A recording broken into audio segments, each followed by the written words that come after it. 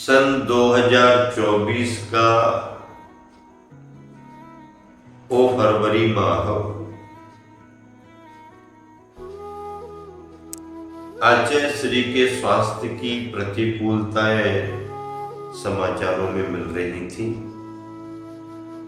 लंबा लंबा विहार करके चंदगिरी के निकट श्री खदान ग्राम में रुक गए और जैसे ही ये ज्ञात हुआ कि गुरुवर चंदगिरी से स्थान परिवर्तन की स्थिति में है,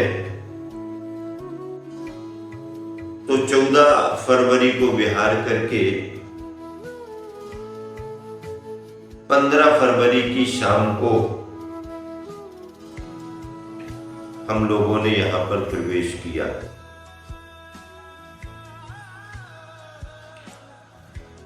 सोलह फरवरी की प्रातःकालीन आहारचर्या चंदगिरी में संपन्न करके फार्म हाउस गुरुवर के चरणों में दोपहर को पहुंच गए। संघ के ज्येष्ठ श्रेष्ठ निर्यापक श्रीमन योग सागर जी महाराज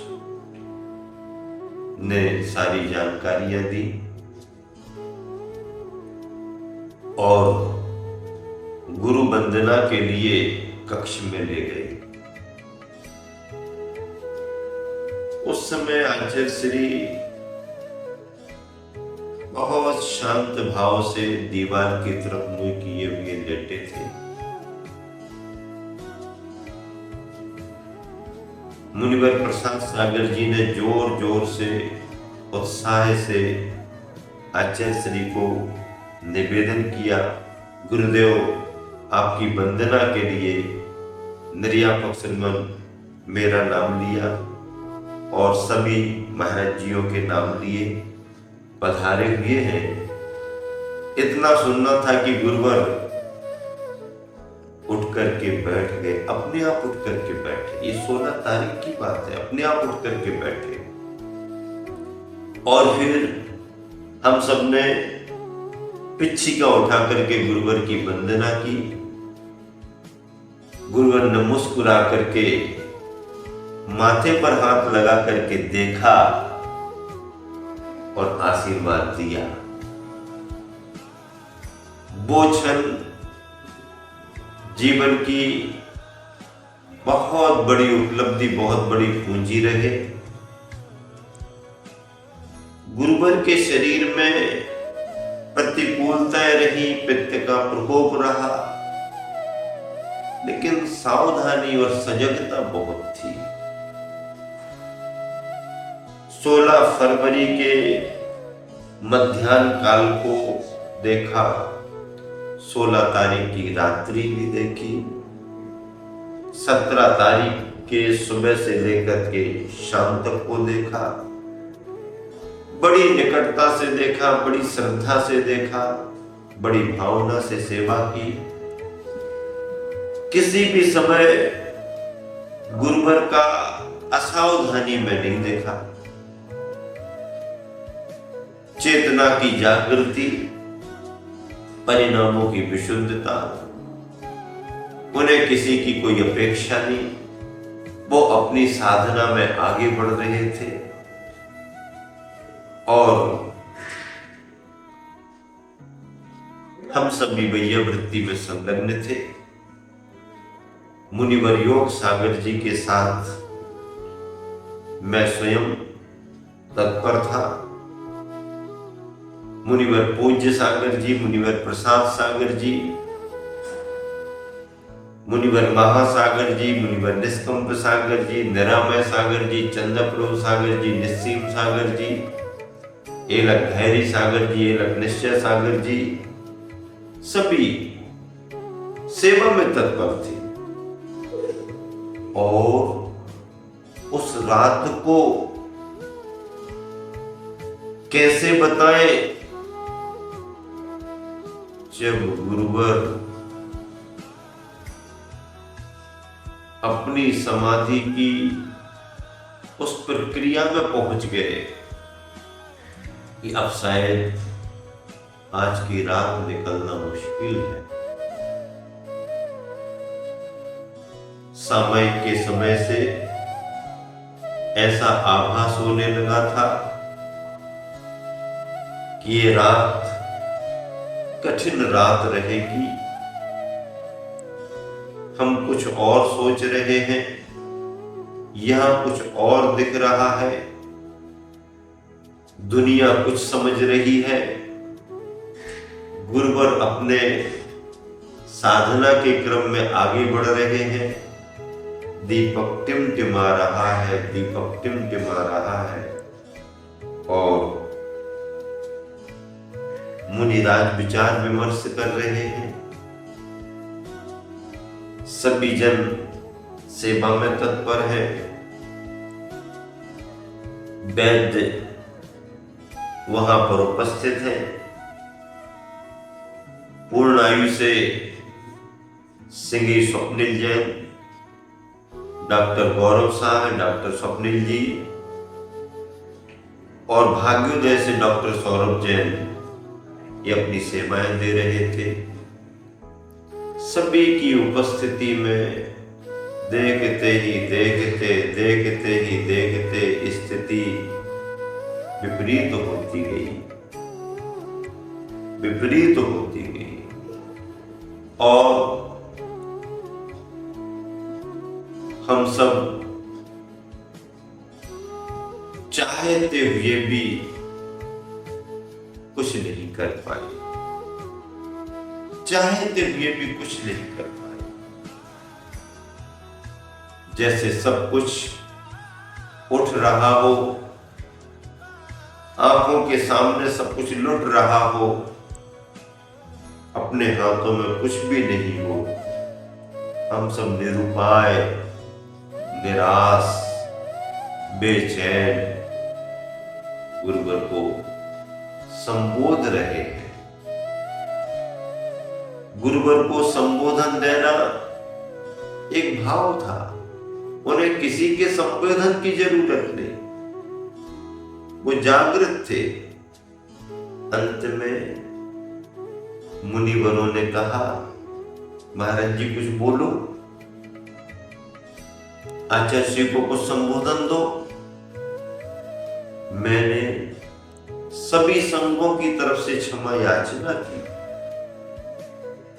और गुरुवर से कहा कि गुरुवर आपको संबोधन की जरूरत ही नहीं है, आप तो उत्कृष्ट छपक राज हो, लेकिन आपने जो आज्ञा दी है संघ के लिए, संघ उसका भरपूर पालन करेगा, संघ उसका पूर्ण दृढ़ता के साथ पालन करेगा।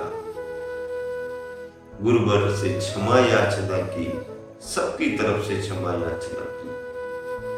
जो यहाँ थे वो तो प्रत्यक्ष थे, जो संघ मुनि संघ आर्य संघ दूर दराज थे, उन सब की ओर से क्षमा याचना की। ये पल ऐसे पल होते हैं कि मैं तो चरणों में मौजूद हूं, हमारे सागर भी बंधु दूर दराज है, तो उनकी उपस्थिति भी चरणों में होनी चाहिए। इस संघ का वात्सल्य भाव होता है। और जैसे जैसे रात बीतती गई, 9 से 10, 10 से 11, 11 से 12, 12 बजे के बाद तो स्थिति स्पष्ट हो गई कि अब स्थिति अनियंत्रित है और वैद्यों ने हाथ खड़े कर दिए। मुनि संघ को तय हो गया कि अब बचाव का कोई उपाय नहीं है। आचार्य श्री अपनी सजगता में है, संघ उच्चारण कर रहा है नमोकार का, ओम ओम ओम ओम ओम।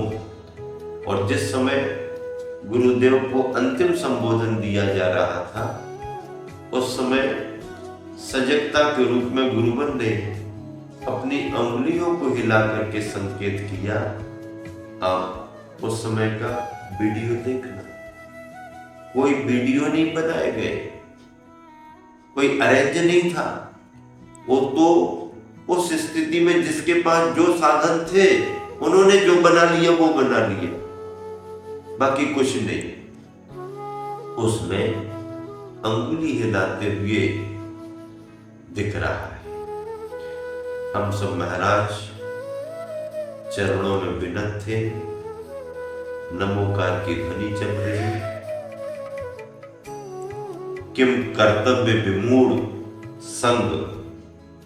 उस रात में, उस काली रात को, उस अभागी रात को क्या कहें, आयु कर्म उतना ही था। और गुरुदेव हम सबसे विदा हो गए। 17 तारीख की फरवरी की वो मध्य रात्रि, 18 तारीख की शुरुआत हो गई। देश सोया हुआ था। समाचार सुनकर के सारा देश जाग गया। समाचार पर समाचार सब तरफ फैल गए। और सुबह देखो तो चंद्रगिरी की पहाड़ी पर जहां देखो वहां भक्तों का, श्रद्धालुओं का तांता लगा हुआ है। उन क्षणों को याद करता हूं तो मन कांपता है, सिर उठता है। लेकिन उन पलों का साक्षी रहा।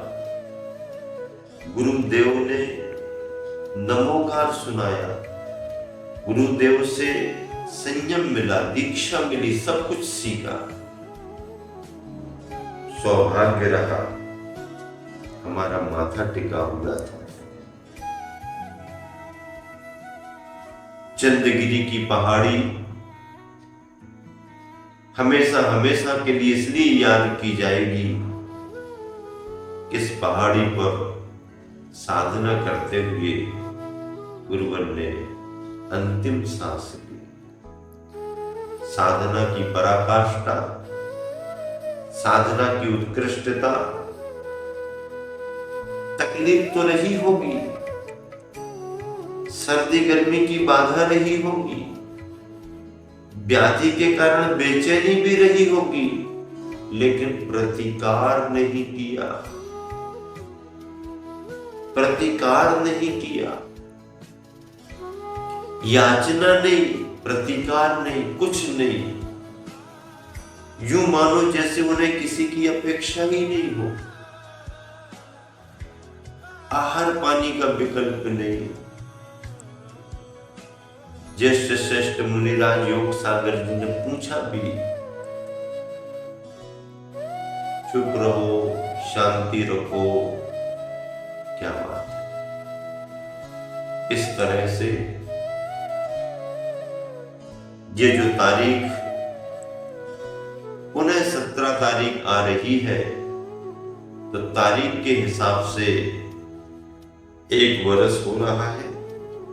तिथि के हिसाब से कार्यक्रम बना दिया गया और पुनः 1 वर्ष होने पर तारीख के हिसाब से आप सभी उन भावों से जुड़ रहे हो, अपने गुरुवर का स्मरण कर रहे हो।